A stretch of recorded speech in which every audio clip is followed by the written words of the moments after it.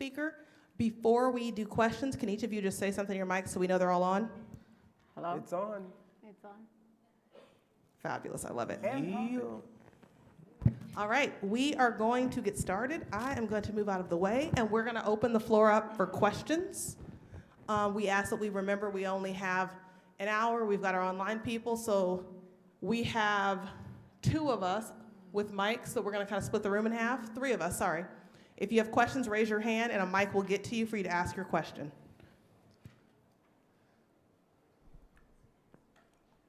Sean, the question I have to you is this. You have said you cannot restore community if you have not built community. Yes. Las Vegas is a relatively young community. Yes. And I know of only really one place in Las Vegas where there is an established community, and that's in the Black community on the west side. So what do you say about building community here in Las Vegas when we have so very little community? How would we do that? I wouldn't, and to be honest with you, I wouldn't just say that it's only the Black community as well. No, That's where you go though. that's where it's built. There is a Yeah. strong built community that's been there for at least 60 years? Yeah, plus. Oh, it's more. Plus really, because I'm actually born and raised in Vegas here. I grew up on the west side and north side of Las Vegas. I'm first generation Vegas. So what that means, my father, he's from Athens, Georgia. My mom's from Eastside, Oakland. And they came here. My dad was in the Air Force. And my mom came because she did Job Corps up north and then came to work in the casinos. Boop, here's Sean. And then when they got divorced, that's when, I got enmeshed with the west side and north side of Las Vegas. I had no clue, and I just kind of learned along the go. But your question is, to answer your question, you said, how would you build community? I just want to make sure I answered it. How would you build? So one of the things is really just, the one I will say is getting to know each other, for one. I'll say this because we started the men's room, myself, another woman named Patrina McKinney, and my 2 frat brothers, Quentin and Sylvester. Patrina actually came to me and was like, hey, I want to create a safe space for Black men, but I'm not a Black male, and I don't know how to interact, so she got us together. And I knew how to do restorative justice. They knew the topics that we can talk about, and honestly, it was supposed to be just a 3-day event. It ended up now we've been doing this for almost 2 years. Like Black men, we actually met here at UNLV once, where we met collectively, but it started to build something where us Black men, we come meet, and it's private, it's only for Black men. But that's because we just don't have a space where our voices are heard. And oftentimes we walk in spaces where we're not taken seriously, or we have to come 20 times more prepared so that we're taken seriously. So I mentioned that to say, if you really want to start community, again, it's like I told you all before, it has to start with you. But giving yourself grace to the fact that you're not perfect, and understanding you have barriers you already coming in with, you have trauma that you're coming in with. But if you're open to healing, then you're open to restoring. If you're open to restoring, you're open to build. But you have to be willing to build. It takes time, and not every time you build with your community, it's all going to be peaches and cream. Sometimes it's going to be frustrating. It's going to be irritating, but it takes time. Things don't just happen overnight. Things don't happen in one semester or one academic year. And we put things on timelines that's unrealistic. We put expectations on things. Oh, this is how I said it to be. It took what? How long for us to really recognize that Vegas actually has grown in the past 30 years, and it's still a young city. It's been a young city for a long time. 60 plus years now, the city? Well, not 60 plus, 70 really plus, but for really Vegas to be what it is, it's just finally now built a culture. So it takes time. That's what I would say to you is really what are you trying to build? What community are you trying to build, and what for? That's what I would say is how you start to build a community. Hope that answered your question. Another question for Sean in particular. Why did you choose to use Invictus for the beginning of your restorative circle and for the end as well? I appreciate it. So when in a restorative circle, you can either start with a poem or phrase or a song, and that really carries the tone of the circle. And the reason why I used Invictus There's actually some very subliminal meanings to that poem, but it's really self-inflicted. It's really a reminder for you all that even just thinking about, out of the night that covers thee, black as the pit from pole to pole, I think whatever gods may be for my unconquerable soul, right? Being in a space at times where it's dark and you don't see a light, reminding yourself, if you at that lowest point, that you know what, you have the ability to still keep going. And I did that poem for y'all because as educators, most of y'all don't give grace to each other. Most of you don't give grace to other people, or most of them don't give grace to you. But then we're expected to hold up to these standards and rules and regulations and still get our jobs done, but you guys keep going to them anyway. But reminding yourself that, hey, like, you are in control of you. No one else, you're not in control of anyone else, but you're in control of you. And it's really a motivator, which is why I used it. But there is that one part in the poem that I love. I don't love, but it reminds me of where my ancestors come from. You know that part where I said, it matters not how straight the gate, how charged the punishments of the scroll. Do you know where that comes from? So back when, my last name's a slave name, Tory.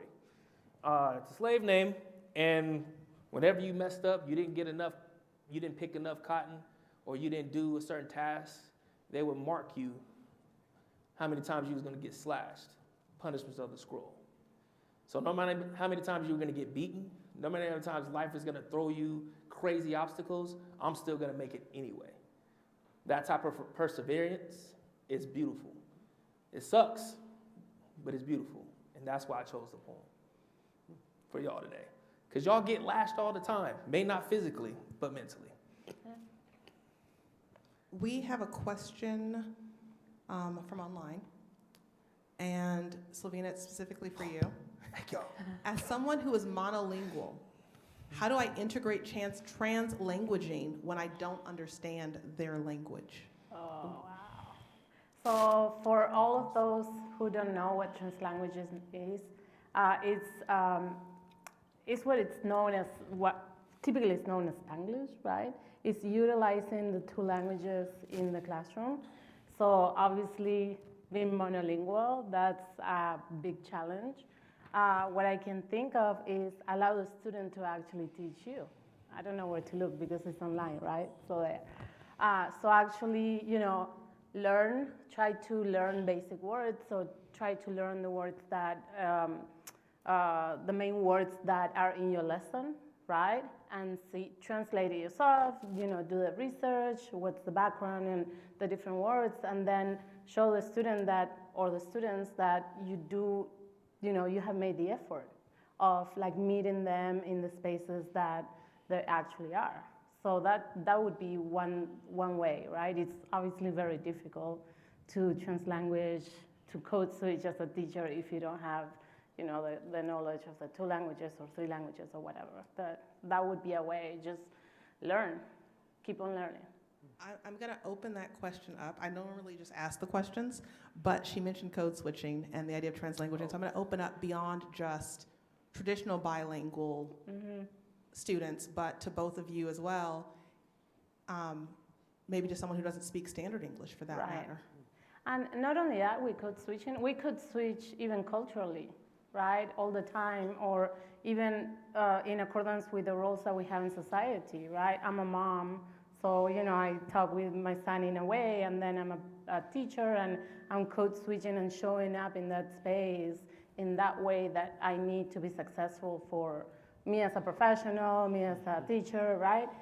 So we're code switching all the time, and the translanguaging piece is specifically, obviously, for the language environment. But yeah, it used to be that translanguaging was a big no-no in the dual language environment. It was like, the child has to be fully in the English language, and then they go to Spanish, and you cannot mix and I grew up like that, right? My story, I'm product of bilingual education in Uruguay, and we had from 8 to 12, we had the Uruguayan curriculum all in Spanish, and then from 1 to 5, we had the British curriculum all in English, and they wouldn't mix.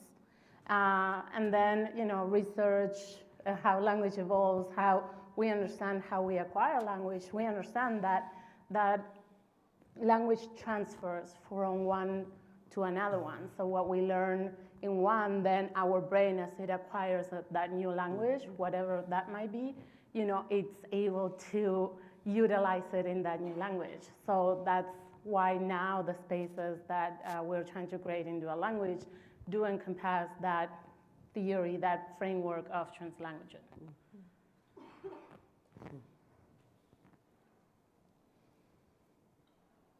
Okay, we have another one. What is the best way to interact with parents that do not speak English and get them involved in their students' education?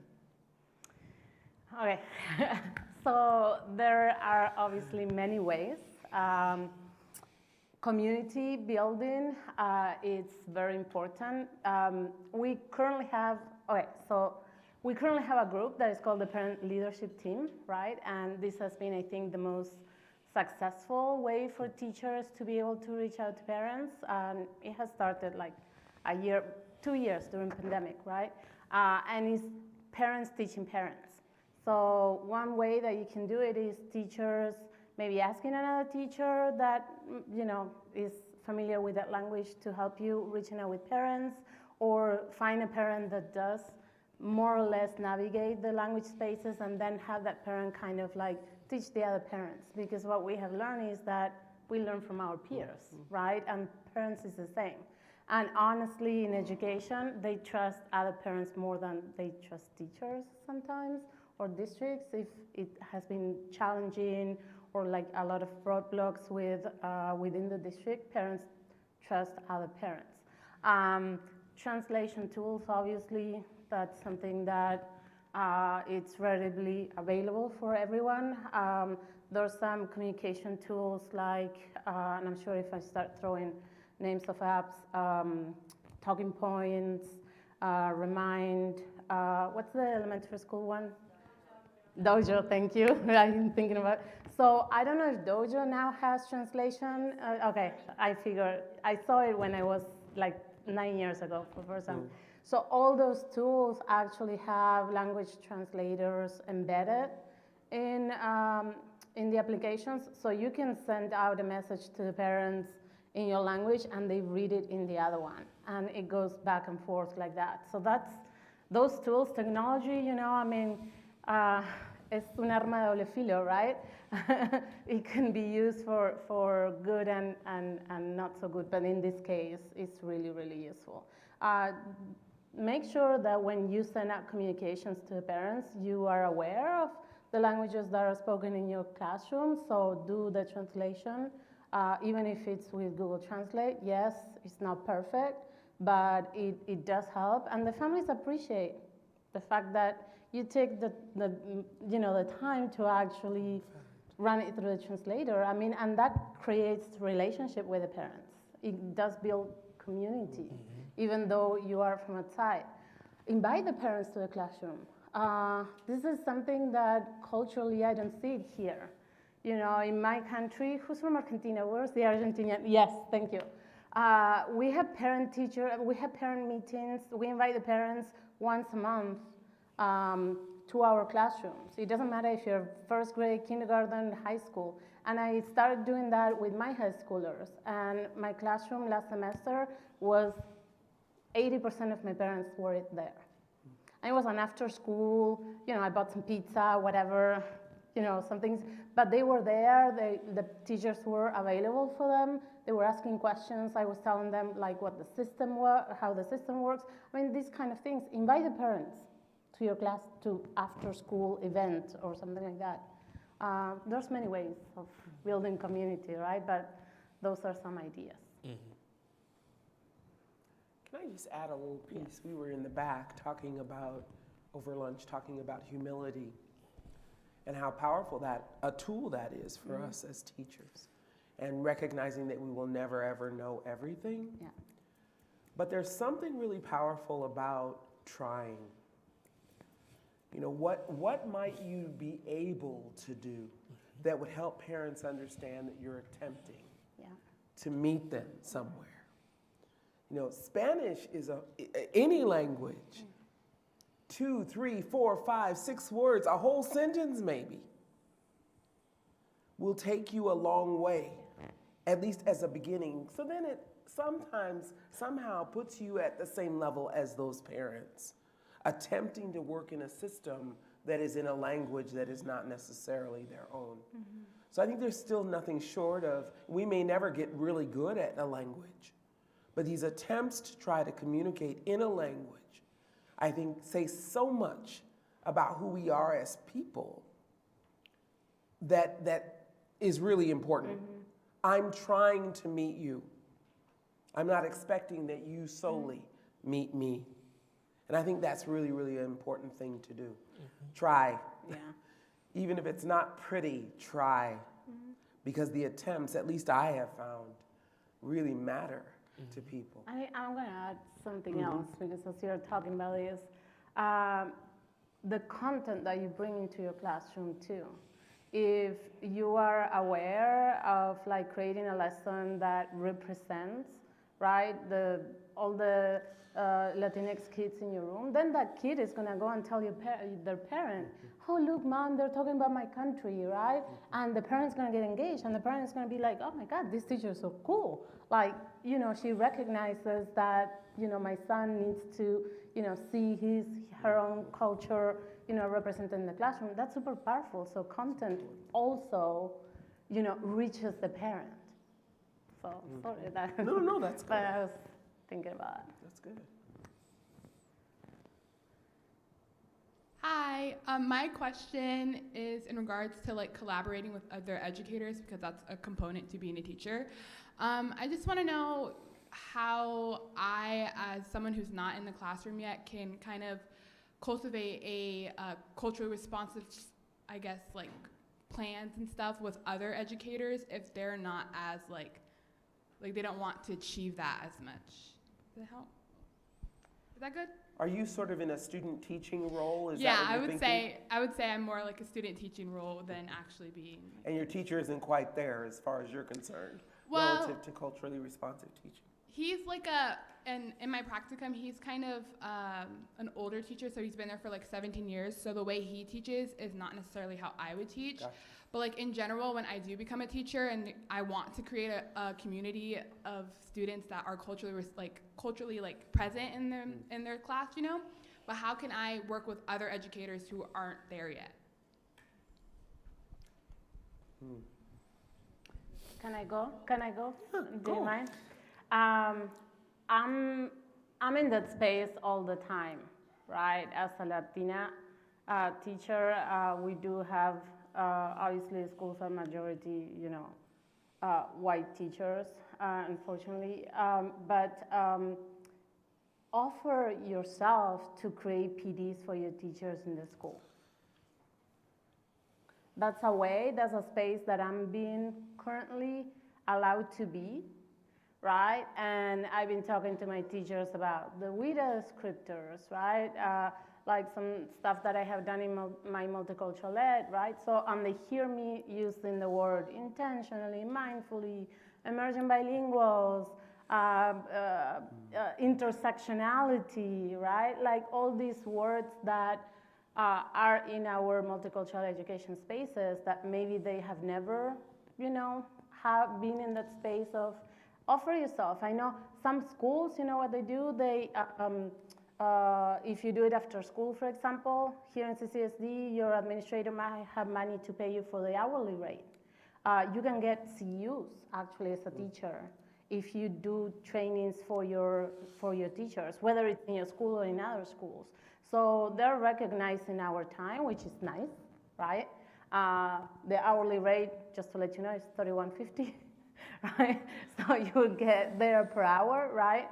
Sometimes when you get that opportunity, the district or the school can pay the teachers who attend.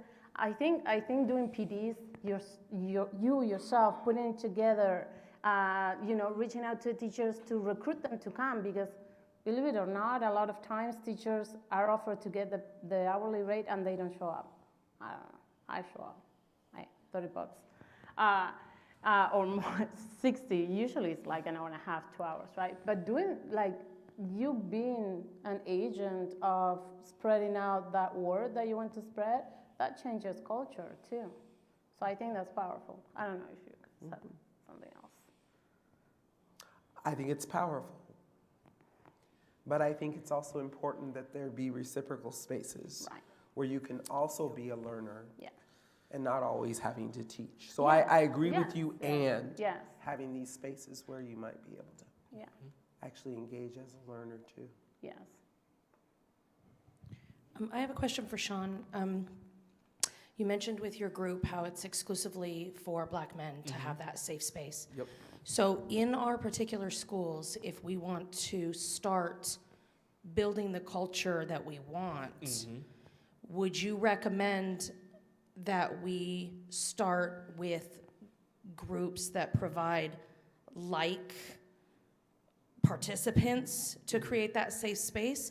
Or would we look more for mixed groups? Like if we're trying to, separate from our classroom culture, Yeah. you know, where we obviously can't control who's mixed in that group, but if we were to provide something, you know, separate from our classrooms, maybe like after school, Yeah. before school, lunch times, you know, where the kids can choose their own, you know, of their own accord to become parts of those circles and those communities. Would you recommend that we start with like-minded groups or mixed groups? I would say yes to both, because I've been in the space where there was the voluntold group where, hey, you're in this group, and then there was ones who organically they wanted it, they seeked it. So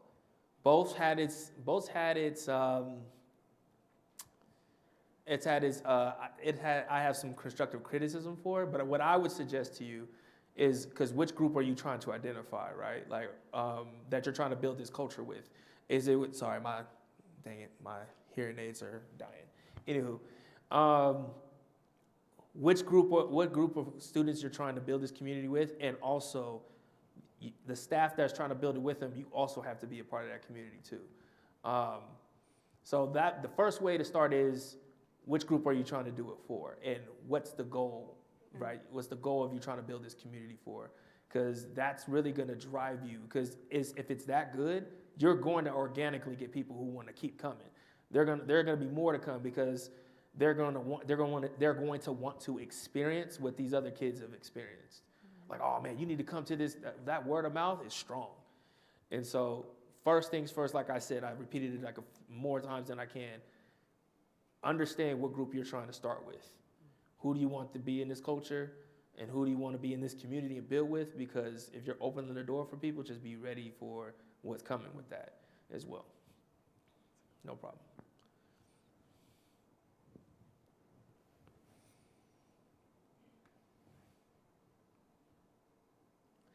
By the way, it's not easy. It's not easy. I know it's not. And I know this has all been, I wanted to add to that. I know that this is something that is growing pains, but accept that. That's part of the process, is that it's not all meant to be perfect. I've been in circles where that's why the community agreements is there, because there's people who want to go at it, like yell and go at it, and you have to remind them, like, hey, we all agree to these community agreements. And being harmful that way, or you can be frustrated. If you need to vent, let us know. But don't go at each other, not in this space, because then that's when you do a restorative circle, when harm's been done. So always understanding the difference between a community circle and a restorative circle. Not everything is a restorative circle, but you're always trying to build so that when something happens, you have something to restore. Hope that answers. Silvina, I am a Spanish speaker. It's not my first language. It's my parents' first language. English, fortunately for me, was my first language. I have a student in my class who came directly from Mexico, pretty well educated, and whose parents are educated, but completely monolingual Spanish speakers, both parents and children in the family. I'm really frustrated she came in the middle of the year, because I am in the lowest performing school in the school district, so I have kids in my third grade class who are at kindergarten level. Yeah. I only have one student that is on level. So I have students who are academically challenged, who are English speakers, have to be in special groups and everything. So I place a student in that group, but I feel as if I am neglecting her. I do not feel that I am fully educating her. And I have also told my administration, I think, and I support this, that I think the school district is set for being sued by parents who are Spanish speakers and that their children are not adequately educated within the Clark County School District. And this has been going on for years. And I see it in my own classroom that I am not able to give that child the quality of education that I'm able to give to the other children. Now, I have been doing some things. For instance, I try and find the lessons in Spanish for math and some of the concepts that are being taught in English for reading. Because if you have that literacy component in Spanish, you can also have it in English. It can be transferable. But I have her partnered with someone, with a student that helps her. And I'm fortunate because I tutor, and so she actually comes to me and I tutor her at the library. And I'm able to give her that one-on-one that I cannot possibly give her in the classroom. It's too much of a dedicated time. I just can't do it. So what else could you suggest that I could do for this child to increase the quality of the education that I could provide her? Okay. So let me ask, so third grade? Third grade? Third grade. Let me ask you something. Is there an ESL professional in your school? An Pardon? English as a second language teacher or a facilitator? There is nothing in my school. Okay, so it's, And we are a majority-minority school. right. And the principal majority is Latino. Oh, Oh, well. There is no ESL program in my school. okay, so maybe, have you spoken with your administrator about bringing a I have, and it's kind of facilitator? like, sorry, we don't have it. Okay. They're just what? Yeah, there's, I mean, the reality, I mean, and this is not only CCSD, so let's not like, you know, it's happening all across the board. There is a shortage of teachers, we know this, and especially, you know, in these areas of ESL, bilingual, dual language, etc. So it's not easy. The reality is we don't have, ESL programs have gone away because in my 9 years as an educator, I think it's one of the most difficult positions to fill. And because ESL as a whole, right, from elementary, middle school, secondary school, a lot of districts or a lot of states even don't have a framework for EL, right? The ESL teacher, and I started as an ESL teacher in Mississippi. Just, you know, process that for a minute. Believe it or not, Mississippi did have an EL framework at the state level. So, right, it's challenging. So I think we do have to give our district and our administrators and everything some grace because they're truly telling you the truth. There's no person that wants to go into that space. It's difficult, we don't get the resources, we don't know how to do it. The ESL teacher might get their L.E.A.D endorsement because that's how you're an ESL teacher, right? Your L.E.A.D endorsement, but then who trains me? My entire career, I've been alone on what I've done. I was telling, I don't know who, but my supervisor, I'm social studies. I get evaluated by my supervisor, who I have a great relationship, but she doesn't speak Spanish and I teach in Spanish. So, and I get evaluated, right? So, I mean, there's so many resources that we don't have. I think what you're doing, going back to your space, I think what you're doing is everything that you can do, right? Maybe network with some professionals in ESL per se, so you can get some tips and strategies from that person, right? But you're doing everything. I know it's not the best response, and it's not what you want to hear, right? But I think based on what you described, you're giving that child everything that you can give them.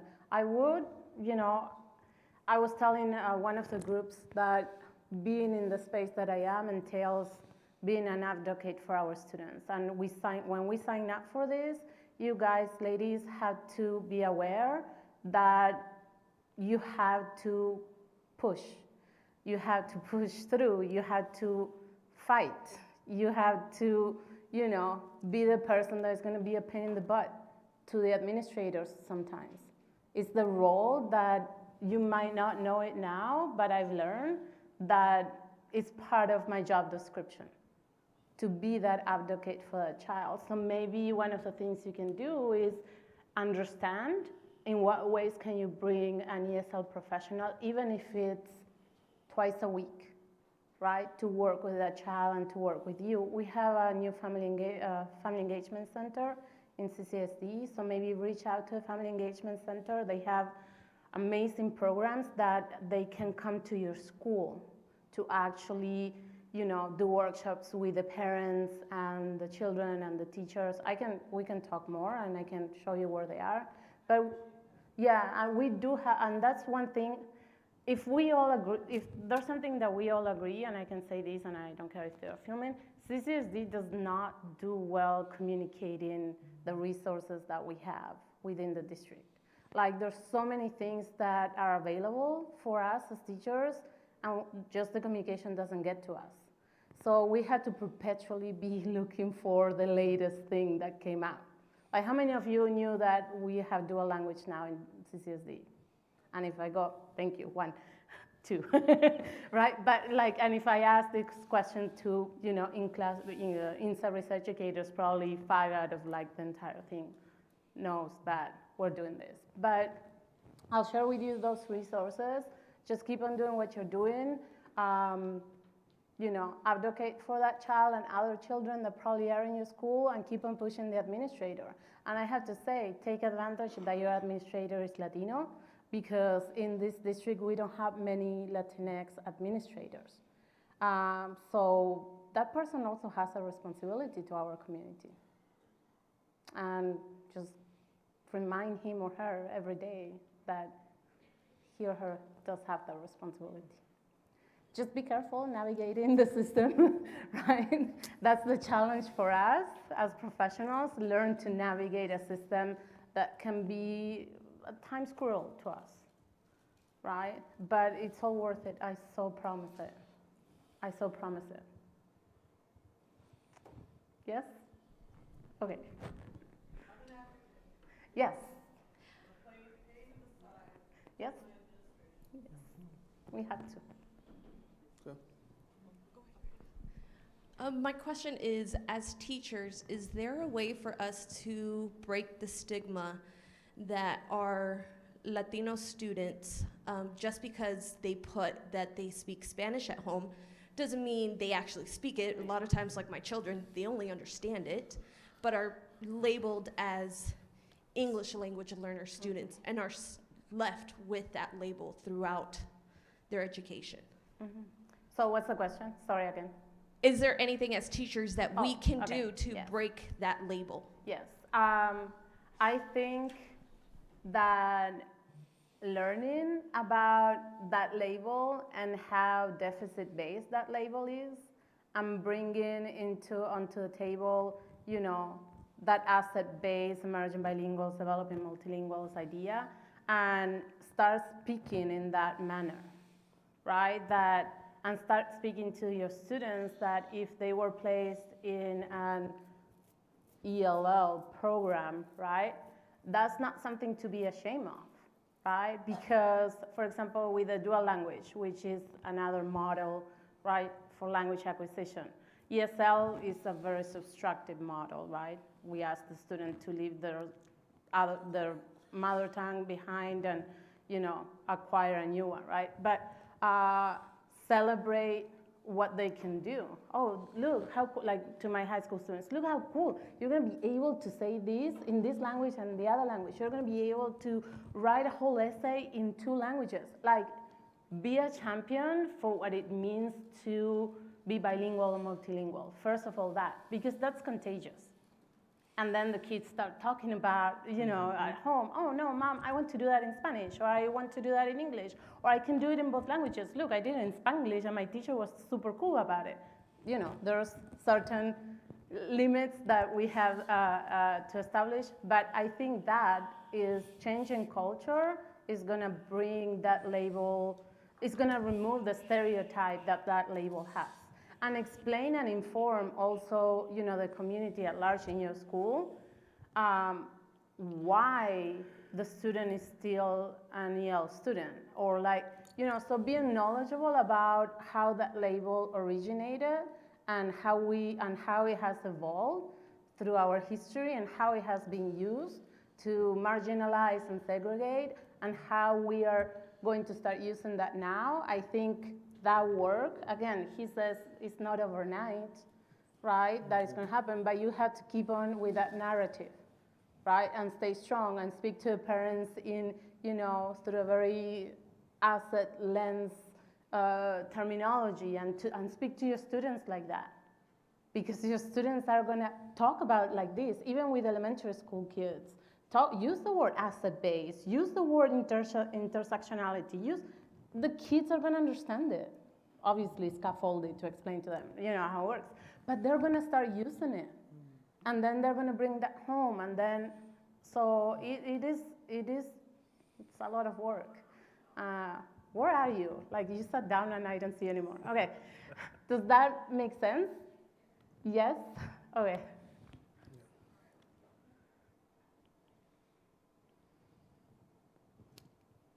We have another one from online. This one says, how do you break down cultural barriers in the classroom that prevent students from feeling comfortable sharing their culture with you? And I think this can be addressed by all three panelists. Can you say the question one more time? Yes. How do you break down cultural barriers in the classroom that prevent students from feeling comfortable sharing their culture with you?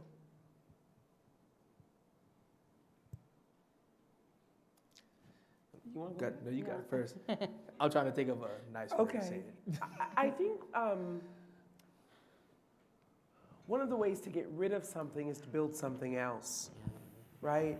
So I guess in response generally, what is the culture that's trying to be built in that space? So if we walk into that room, is there a culture where children feel and the teacher feels powerful and positive in sharing their own stories? Is that the way we begin the semester, the quarter, the school year, with understanding the biographies of our children and the places they've come from?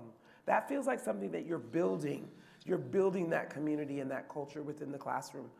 I think I would look at it more that way than I would about deconstructing something that children already bring. But we got to build new cultures. Yep.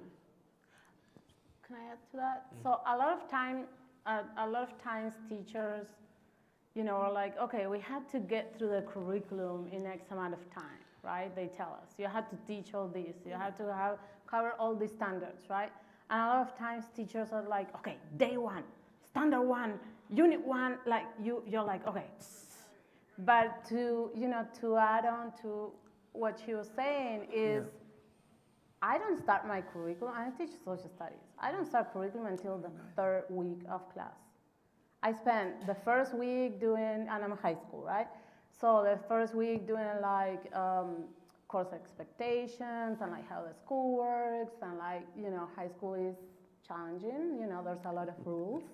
And then second week I do community building activity, like identity, we talk about our identities, and my classroom, believe it or not, is very homogeneous in a way, because we're all Spanish-speaking individuals, but we're very different because our countries are so different. I sound, and she knows, I sound like no one else except her in this room, even though you speak Spanish, right? And that carries my culture and tells my story, right? And participate of that activity with your children, with your students. Like, tell your story too. Yep. Right? Because that's, again, it's about building community. You know what? Curriculum can wait. Because if you don't do this as a teacher, then when you have to correct a behavior, maybe, that you get to that space, you have to go back to the beginning. You waste more time if the child doesn't trust you, if you didn't create that safe space for them, then, right? So again, I think, supplementing what she was saying is take the time. Yeah. It can wait, and tell that to your principal. Tell that to your And it principal. should be not just in K-12. Right. I agree. Like It those should be of us in higher higher ed, education need to start teacher education the same way. And so I look out here and I wonder how much each of you know about the other teachers at your table. Do we know enough about the biographies and the incredible practices that are in this room? And do we know about the people who are here? Yeah. And so how do we also model the same kind of behavior Yes. we expect of teachers? And I think one of the things I wanted to add to that is, because I said it before, being comfortable with the uncomfortable, and one of those things I know that is taboo to talk about in the classroom is race. Mm-hmm. So, and you're being told not to speak about race, right? No? Depends, because I hear from certain, it depends, because I hear from different teachers, oh, I talk about it, or no, they tell us not to, but that's also a part of your culture too, that you're trying to detach from. So if you have control of your classroom, you really have to ask the question to yourself. It's like I'm echoing them. What culture do you want to build? Yeah.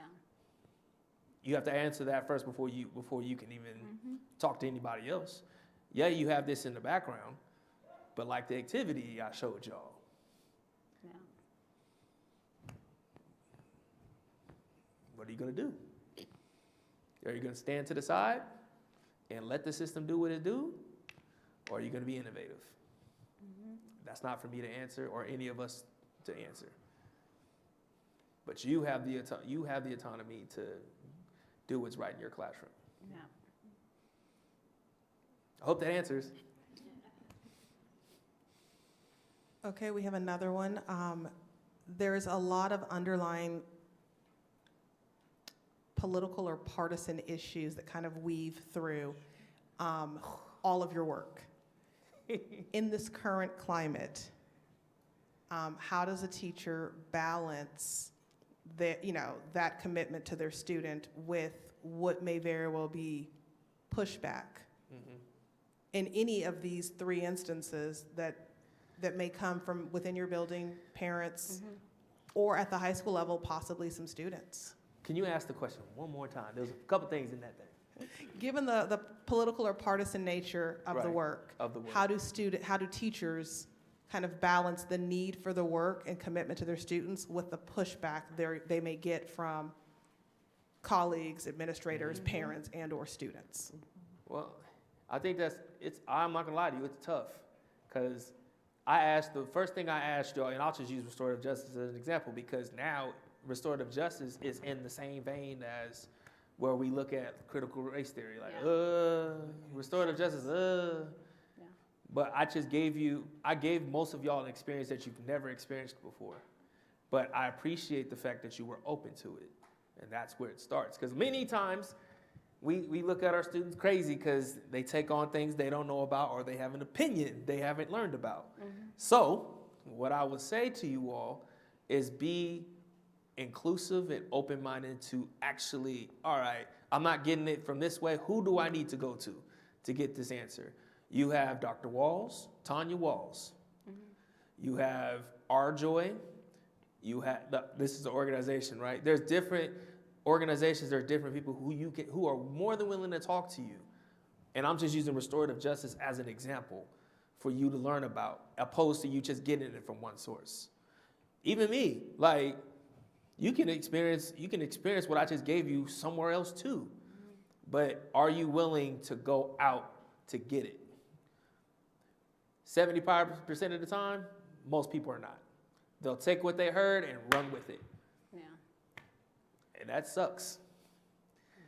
Because I have a dream, MLK.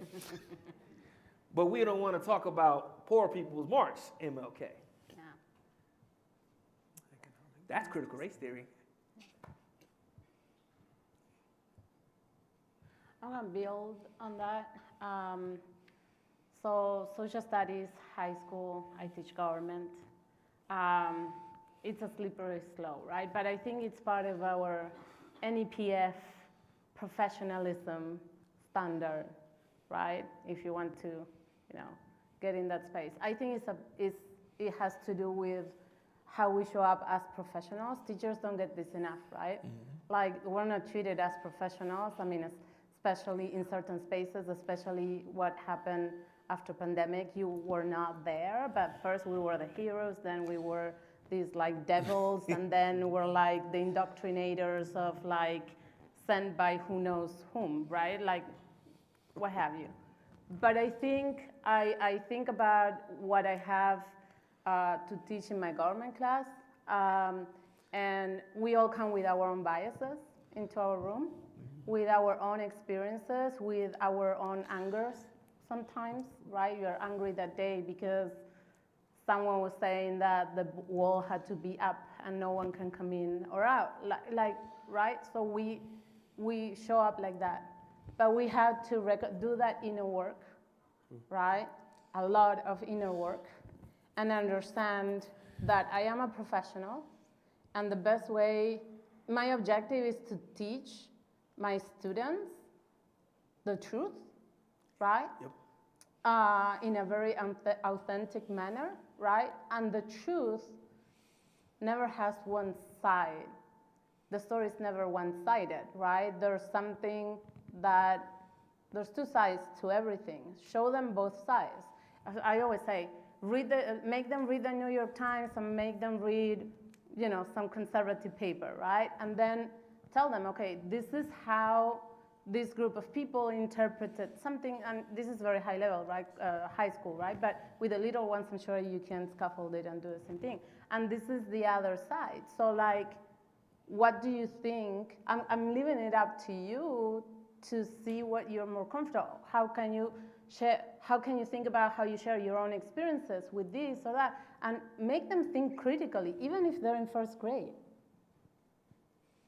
There's ways of helping the first graders think critically. Oh my God, some little ones are like, and they're very opinionated and very, right? And sassy and this and that, but because they're curious. So take a step back, understand that you do have an opinion, that you want to probably punch someone in the face that day, not the kids, the adults, right? Because of what you heard the day before, right? You're gonna get home and you're gonna cry out of frustration. You will. I spent my entire year, my first year of teaching, crying. I didn't understand what was going on. I was like, Mississippi, remember? Right? And it was a room full of Vietnamese kids and Spanish-speaking kids, and me. And we were like, what's going on? Right? So recognize, do that inner work. Recognize how you're going to show up into that classroom, and remember that you need to give them the tools to allow them to choose for themselves and to explain for themselves that one side or the other side. Or the multiple sides. Or the multiple sides. Yeah, Right. I'm just being very polarizing here, yes. Thank you. Yeah. Right? But give them the tools. Right? Are they going to, and I'm always proud of myself because the gift that I give to my high schoolers when they graduate are two. They get to follow me on Instagram,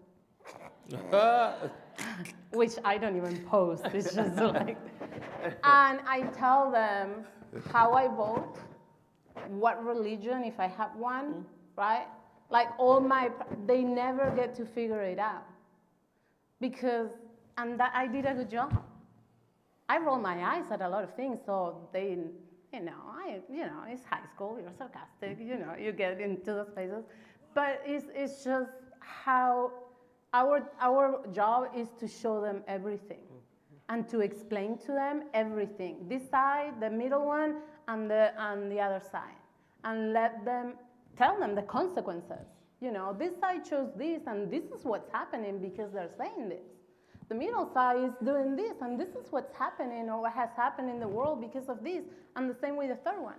But it's your choice, because at the end of the day, you are the one who's building its own personality, character, and everything.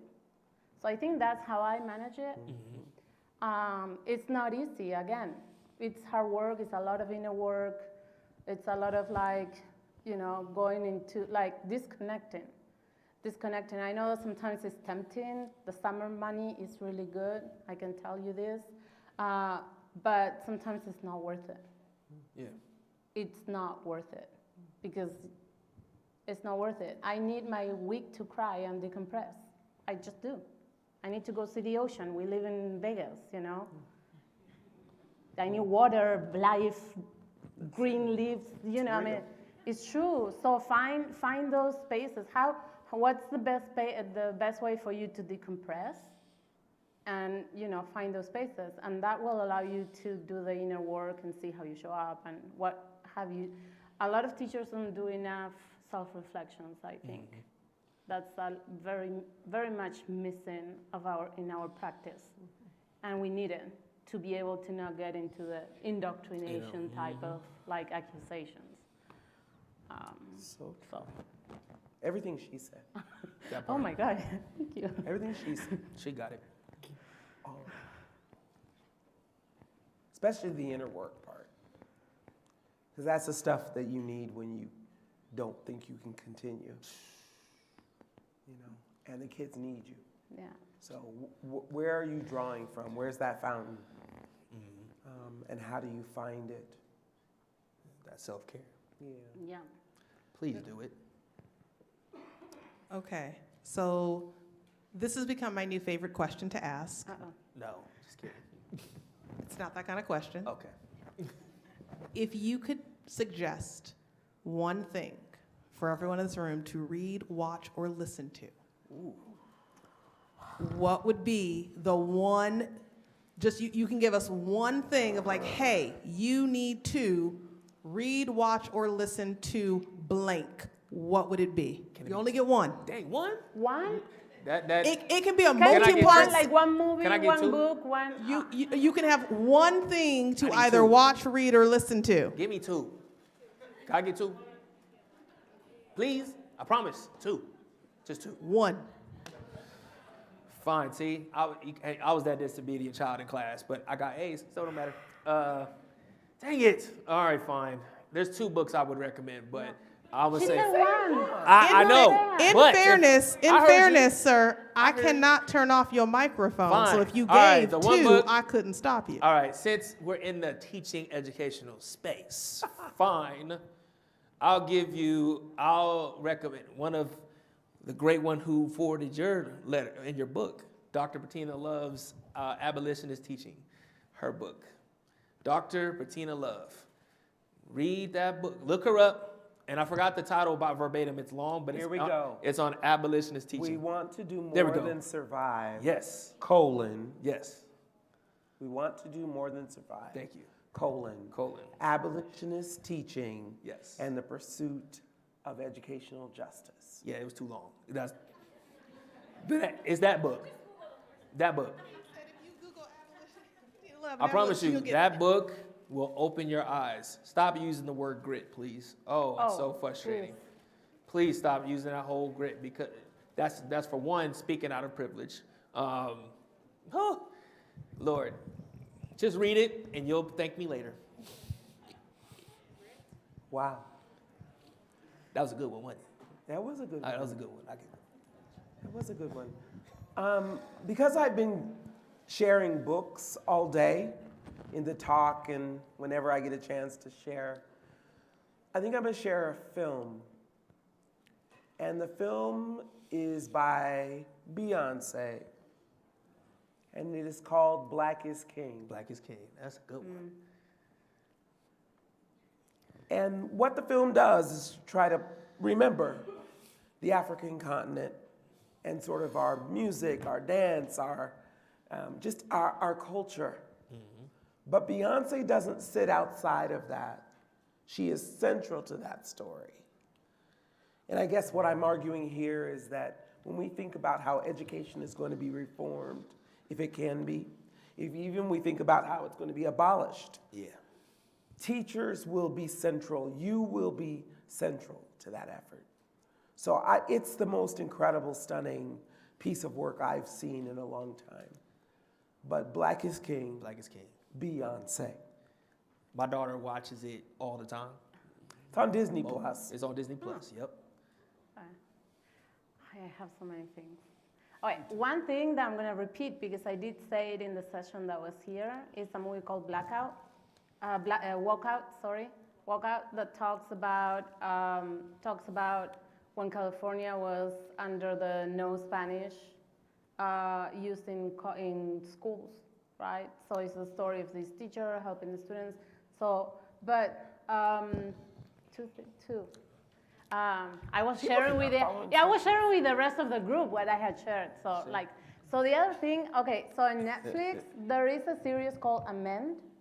It talks about the 14th Amendment, which is my favorite, and it splits the series I think in 5 episodes, and each episode talks about like gay rights, immigration, right? Black history, right? And I think that's powerful because a lot of people, maybe this comes, my government teacher is coming out, don't think about the 14th Amendment. They talk about free speech and this, but they don't think about the 14th and how, I mean, we can even question if we can utilize that amendment to get rid of the whole immigration situation that we currently have, right? So that's one thing that I would think about it. The other thing is more on the, because first one, it was sharing with the other ones, right? So. It's all about redefinition of rules. Right. So. I'm not a math teacher, but I can count. I warned you. Okay, so the other one is a book. It's a very old book. It's a Brazilian author called Paulo Coelho. Oh, which one? The Alchemist. Yes. Right. No, you said which one? The Alchemist. Oh, The Alchemist. Yes. All right. Okay. She get a pass for So that. I read it for the first time when get a I pass. was a That's a good teen, one. right? Yeah. Like last year. But no, it's. I don't want to use the word self-help because I don't. I don't like it, like the word grit, right? Because I feel gaslit. It's called The Alchemist. The author is Paulo Coelho. He's a Brazilian That's author. a good one. That's another And good one. it talks about, it has nothing to do with education per se, but it talks about how to find what is our personal story and how to get to that, and how it is a journey. Our life journey is finding what we're here to do. Right? And I think I have it in my classroom. I have it in 4 languages, actually, right? So you get to read it in the original Portuguese, Italian, English, Spanish, whatever. But it's just really powerful, and it's one of those things that when you feel that you're burned out, just go back to it. It's such an easy reading. It's very easy. You're gonna go through it in a day, right? But it's just one of those things that keeps me going sometimes. It's like remembering, and I went through ARL. I'm not an educator like you guys by, originally, and I still, had to think about what's my personal story, what's my leyenda personal, right, that he talks about. So, yeah. I'm glad you broke the rules. I'm a rule breaker. that's- That's what we that's had to be, yeah, that's you cool. know? Since she broke the rules, It's, it seems I love only that. equitable. Would it be? See, we're not That'd being be fair, nice. we're being equitable. Thank you. Go ahead and get one more. All right, my second book would be by Joseph Campbell, Power of the Myth. That's a good one. Power of the Myth by Joseph Campbell. Okay. I love doing this, and yet I feel like I'm always the bearer of bad news. Like we're always ready for just a little bit more, and I come in with like, okay, well, that's all we have time for today. But we have reached the end of our Q&A. Will you all please join me in thanking them for sharing their brilliance Thank with y'all. us? Thank you. Thank y'all. Appreciate y'all. Give a round of applause for yourselves. Y'all came on a Saturday. Y'all beautiful. This is y'all. They Listen. didn't have a choice. Yep. Huh? Yep. For real. That's why I said give Definitely. them. No, Give they were them. voluntold. Listen. So what we're going to do is I'm going to have you guys come on over. We're going to turn you off, and you can go back and get your microphones off and everything. We'll turn you off up here, and then you can walk back and get demiked. And then we have refreshments. Okay. Borna will make sure you get your mics off, and he'll make sure that our